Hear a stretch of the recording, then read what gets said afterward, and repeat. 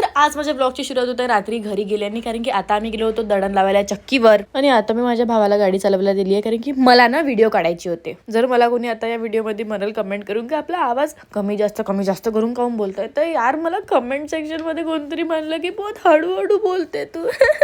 घरी गेल्यानंतर माझ्याकडे कोणता काम नव्हता, म्हणून मी केला होता माझ्या भावाचा मेकअप आणि माझा भाऊ काही असं दिसत होतं, छान दिसतंय ना यार.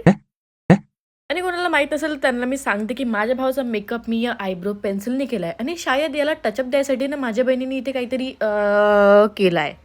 I love you this much. आता तुम्हाला माझ्या भावाचा मेकअप कसा वाटला हे मला कमेंट सेक्शन मध्ये तुम्ही सांगाल. त्यानंतर मी बसली होती माझं कॉन्टेंट शूट करायसाठी. तर माझं कॉन्टेंट शूट वगैरे झाल्यानंतर माझ्या बहिणीचं आलं होतं एक पार्सल आणि त्यालाच घ्यायला ही खालती गेली होती. हा पार्सल यार खूप दिवसाआधी ऑर्डर केला होता माझ्या बहिणीने, पण त्याला डिलिव्हर व्हायला खूप जास्त टाइम लागलं. तर या पार्सलमध्ये माझ्या बहिणीने बोलवलं होतं नार्सचा हा फाउंडेशन आणि ही रेअर ब्युटीची blush. And if you are a girl ज्यांना मेकअप खूप जास्त आवडते त्यांना या दोन्ही प्रोडक्टची हाईप माहीत असेल काय आहे आणि काय नाही. तर